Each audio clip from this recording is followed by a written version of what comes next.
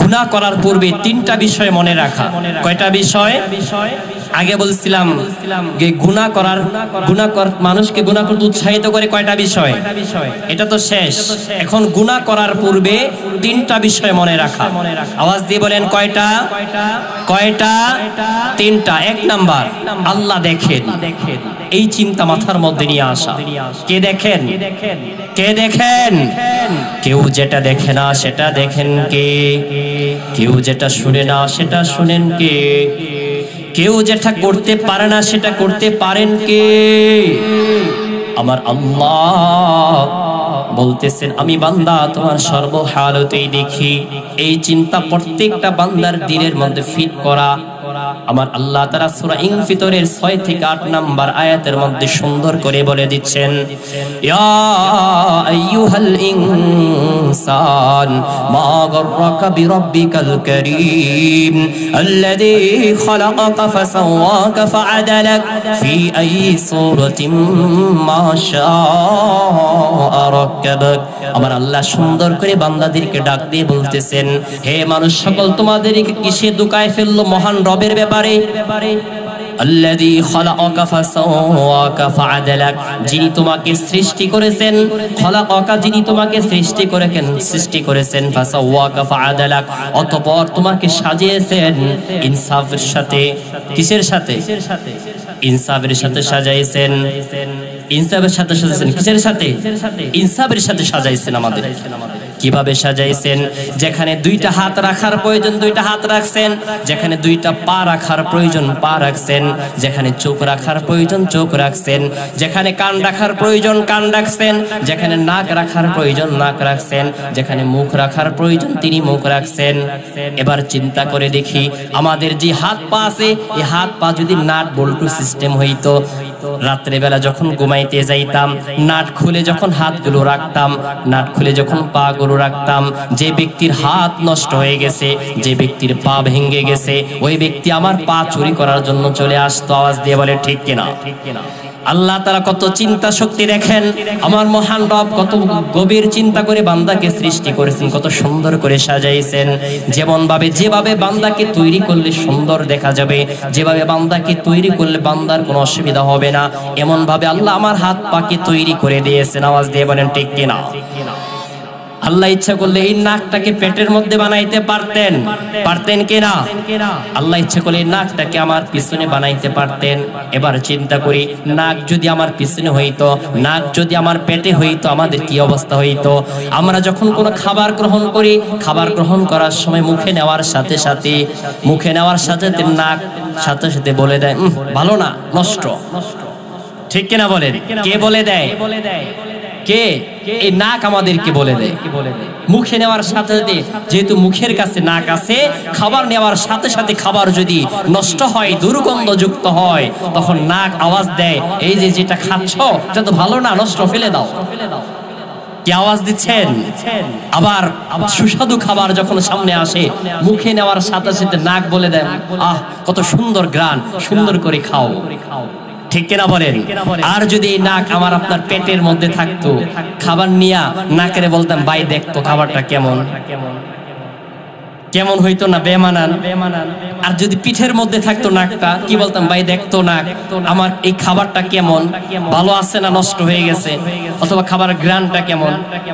আল্লাহ এমন জায়গায় নাকটা ফিট করে দিয়েছেন, বান্দা যা কিছু গ্রহণ করবে এই মুখ দিয়ে সাথে সাথে নাক বলে দিবে এটা ভালো, এটা খারাপ। আওয়াজ দিয়ে বলেন ঠিক কিনা? এমন জায়গা আল্লাহ চোখ ফিট করে দিয়েছেন, উপরেও শক্ত হাড়, নিচেও শক্ত হাড়, চতুর্দিকে শক্ত হাড়, মাঝখানে চোখের মনিটাকে আল্লাহ বসায় দিয়েছেন। আল্লাহ তো ইচ্ছা করলে পারতেন চোখ দুইটাকে হাতের মধ্যে লাগাই দিতে, হাত দিয়ে আমরা যে এমন ভাবে দেখতাম। ঠিক কিনা বলেন? আল্লাহ পারতেন কিনা? একটু আস্তে করে হুচট খায় পইরা গেলে হাতটা যখন নিচে ফেলবো, সাথে সাথে চোখ শেষ। ঠিক কিনা বলেন? আমার আল্লাহ বড় দয়া করে মায়া করে বান্দাকে এমন ভাবে চোখটাকে ফিট করে দিয়েছেন, এমন জায়গায় ফিট করে দিয়েছেন, বান্দা যখন কোনো ব্যথা পায় আমরা তখন বলি ইস একটুর জন্য চোখে লাগে নাই। আওয়াজ দিয়ে বলেন ঠিক কিনা? এরপর যখন ধুলাবালি আসে চোখের মধ্যে শাটারটা আস্তে করে পড়ে যায়। এই চোখের ময়লাটাকে ঝাড়ু দেওয়ার জন্য আল্লাহ তাআলা চোখের শাটার উপরে সুন্দর সুন্দর কয়েকটা পাপড়ি তৈরি করে দিয়েছেন। কে সৃষ্টি করেছেন? কে সৃষ্টি করেছেন? এমন সুন্দর করে আল্লাহ চোখগুলোকে সৃষ্টি করেছেন। বান্দা যখন চোখের মধ্যে কোনো ময়লা আসতে চায়, চোখের শাটার আস্তে নিচে পড়ে যায়, ময়লা তখন আর চোখে আসতে পারে না। আমার আল্লাহ তখন এই জায়গার মধ্যে একজন ফেরেশতা নিযুক্ত করে দিয়েছেন।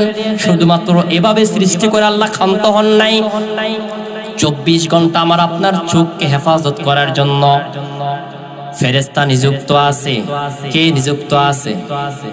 নাকের মধ্যে একজন ফেরেশতা আছে। আমি আপনি যখন ঘুমায়া যাই, আজ পর্যন্ত কেউ শুনছেন ঘুমানোর পরে নাক দিয়ে বিচ্ছা বা কোনো পোকামাকড় নাক দিয়ে ঢুকে সে মারা গেছে? শুনছেন? এত বড় ছিদ্র থাকার পরেও কোনো পোকামাকড় নাক দিয়ে প্রবেশ করে না। এটাই তো আল্লাহ তাআলার কুদরতের বড় এক রহস্য। আওয়াজ দিয়ে বলেন ঠিক কিনা? আল্লাহ তাআলা এমন ভাবে নাককে তৈরি করেছেন, নাককে সৃষ্টি করার পর সেখানে পাহারাদার নিযুক্ত করে দিয়েছেন, 2 জন ফেরেশতা দুই পাশে। এখানে ময়লা আসতে চাইলেই কহে দিকে যা। সুন্দর করে বললেন না সুবহানাল্লাহ। আবার যখন এই নাকের মধ্যে কোনো পোকামাকড় আসতে চায়, ফেরেশতা তাকে এদিকে যা, এদিকে জায়গা নাই। কি সুন্দর করে আল্লাহ ফেরেশতাদেরকে নিযুক্ত করেছেন, দায়িত্ব দিয়েছেন আমার আপনার খেদমতের জন্য, আমার আপনার সেবার জন্য। আল্লাহ এত কিছু সৃষ্টি করেছেন, আমি আপনি আল্লাহর জন্য কি করলাম? কিছু করতে পারছি? আমার রব আমাকে কেন পাঠাইছেন, কি জন্য পাঠাইছেন, আর আমরা কি করতেছি? কেন পাঠাইলেন আমার রব? রব ডাক দিয়ে বলতেছেন, মা খালাকতুল জিন্না ওয়াল ইনসা ইল্লা লিয়াবুদুন। আমি দুনিয়াত জানো কেন পাঠাইছি? আমি পাঠাইছি দুনিয়াত মানুষ এবং জিনকে আমার ইবাদত করার জন্য। কার ইবাদত করার জন্য? খাজা বাবার ইবাদত করার জন্য, বন্ড বাবার ইবাদত করার জন্য, গাঞ্জা বাবার ইবাদত করার জন্য, মাজার বাবার ইবাদত করার জন্য না। আপনারা মনে মাজার পূজা করেন? মাজার পূজা কি করেন? তাহলে আওয়াজ দেন না কেন? পোতায় গেছেন মনে হয়, আওয়াজ দিতে হবে। কি বলতেছিলাম? আমাদেরকে আল্লাহ সৃষ্টি করেছেন আল্লাহ তাআলার ইবাদতের জন্য। মাজার পূজা করার জন্য আমাদেরকে সৃষ্টি করে নাই। মাজার পূজা ইবাদত নয়, বাউল পূজা ইবাদত নয়। আওয়াজ দিয়ে বলেন ঠিক কিনা?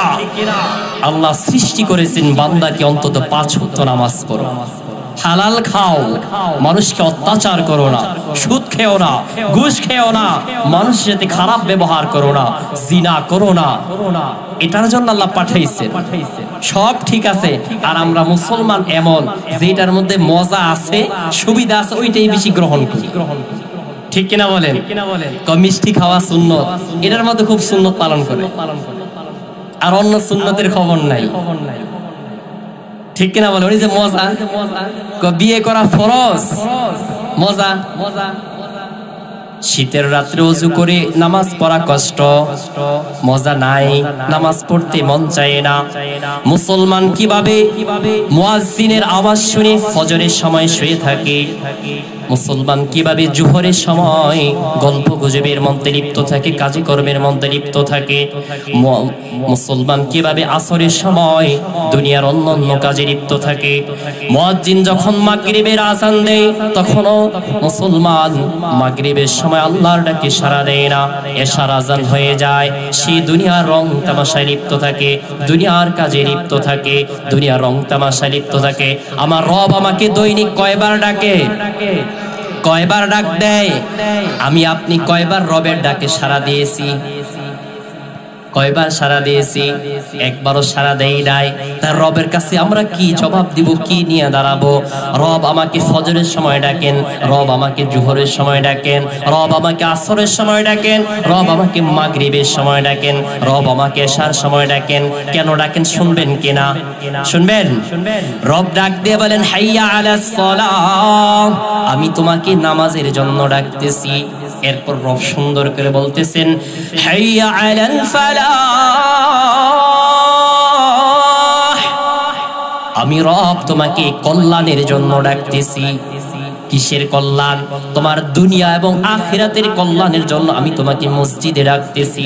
তোমার দুনিয়া যেন কল্যাণকামী হয়, আখিরাত তোমার জন্য কল্যাণকামী হয়, আখিরাত যেন তোমার সুন্দর হয়ে যায়, এই জন্য আমি রব তোমাকে ডাকতেছি। বুঝতে পারছি ইনশাআল্লাহ কেন আমাদেরকে রব ডাকেন? তাহলে গুনাহ করার পূর্বে কয়টা জিনিস মনে রাখা? মনে আছে তো আমাদের ওই জায়গা? তিনটা। কয়টা জিনিস? তিনটা বিষয় মনে রাখা। এক নাম্বার, আমার রব আমাকে দেখতেছে। দুই নাম্বার, আল্লাহর অনুগত ফেরেশতারা আমাদের সাথে রয়েছেন। গুনাহ করতে দেরি, ভিডিও করতে দেরি নাই। গুনাহ করতে দেরি, সিসি ক্যামেরা যেভাবে ভিডিও করে 24 ঘন্টা আমার আপনার পিছনে ফেরেশতা নিযুক্ত আছে, আমার আপনার সব কিছু তারা নিযুক্ত, তারা সব সময় ভিডিও করতেছেন। কি করতেছেন? আওয়াজ দিয়ে বলেন।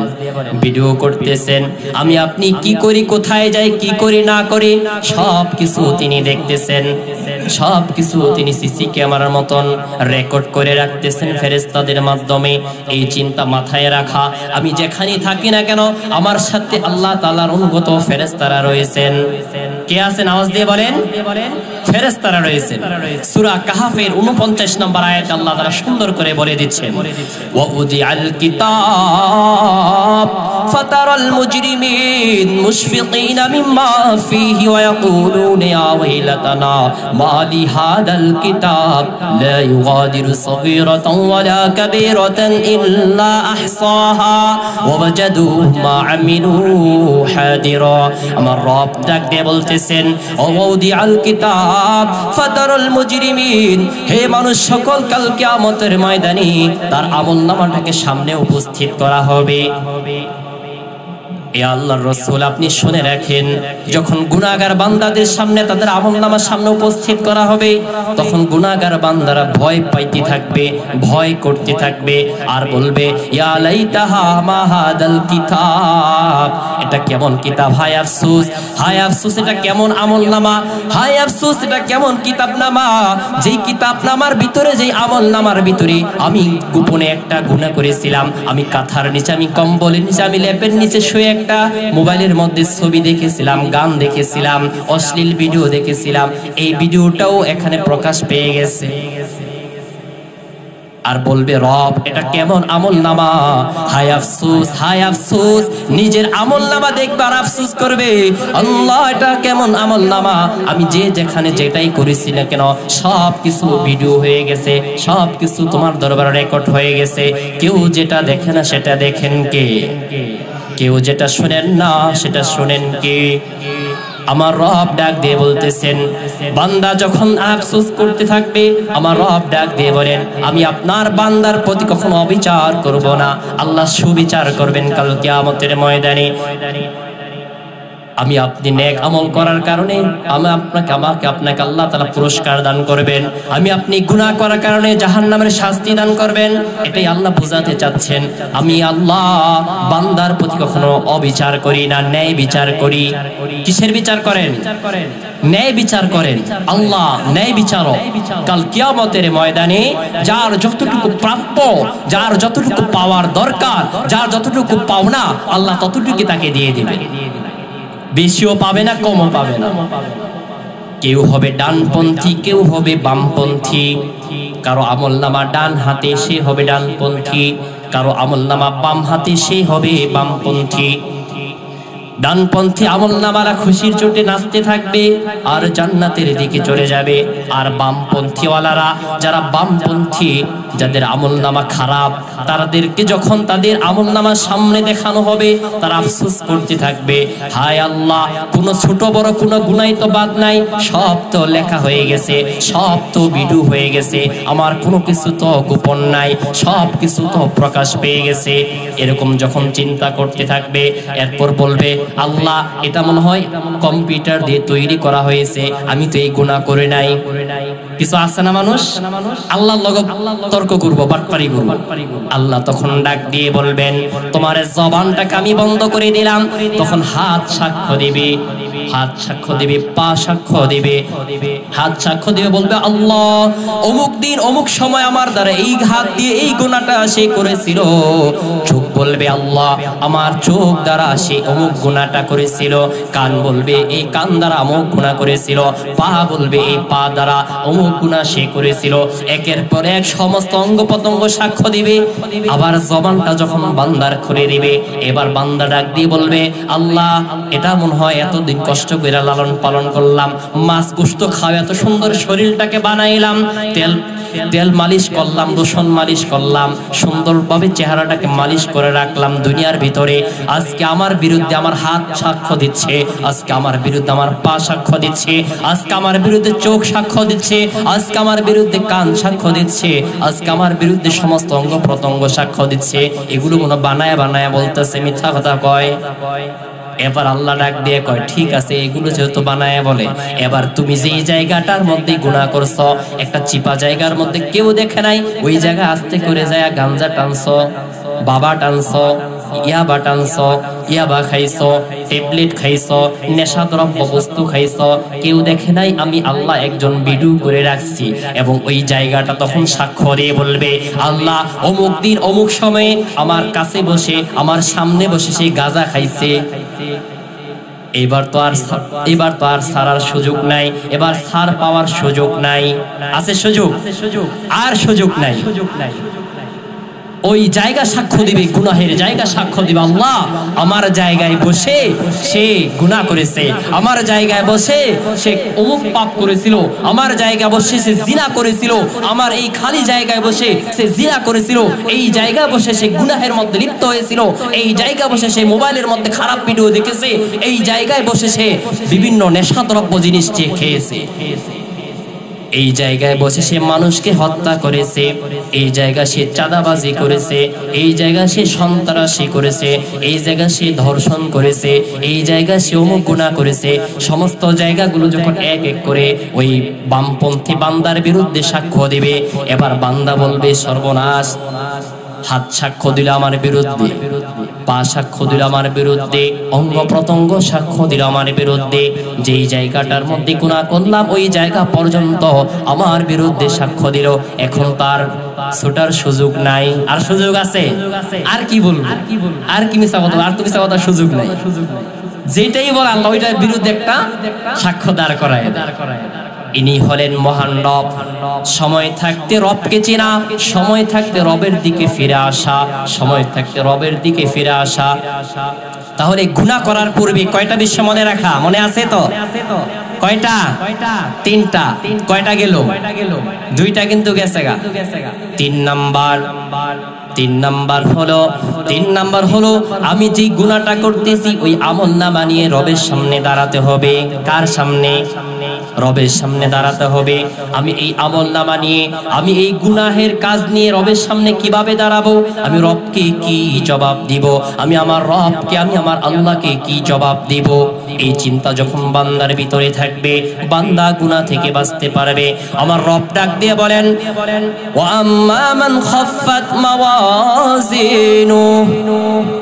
فإن الجنة هي المأوى وأما من خاف مقام ربه ونهى النفس عن الهوى فإن الجنة هي المأوى। আমার আল্লাহ তাআলা সুন্দর করে সূরা নাসিআতের মধ্যে বলে দিচ্ছেন, 40 এবং 41 নম্বর আয়াতের মধ্যে বলতেছেন যে কাল কিয়ামতের ময়দানে যে বান্দা দুনিয়ার ভিতরে আল্লাহর ভয়ে গুনাহ থেকে বেঁচে থাকছে, আল্লাহর সামনে দাঁড়ানোর ভয় পাইছে, আমি যে গুনাহটা করতে যাইবো আমাকে রবের সামনে দাঁড়াতে হবে, আমি যে জিনা করতে যাইবো আমাকে তো রবের সামনে দাঁড়াতে হবে, আমি যে চুরি করতে যাইবো আমাকে তো রবের সামনে দাঁড়াতে হবে, আমি যে মানুষের সাথে ছলচাতুরি করতেছি, 2 নাম্বারই করতেছি, আমাকে তো রবের সামনে দাঁড়াতে হবে। এই ভয়ে যে ব্যক্তি গুনাহ থেকে বেঁচে থাকবে, আমার রব ডাক দিয়ে বলেন ফাইনাল জান্নাতা হিয়াল মাওয়া, নিশ্চয়ই তার জন্য জান্নাতই হবে বাসস্থান। কোন জায়গায় বাসস্থান? জান্নাত তার জন্য বাসস্থান হয়ে যাইব। তাহলে এই জান্নাত বাসস্থান আমরা সবাই চাই তো ইনশাআল্লাহ? সবাই চাই তো ইনশাআল্লাহ?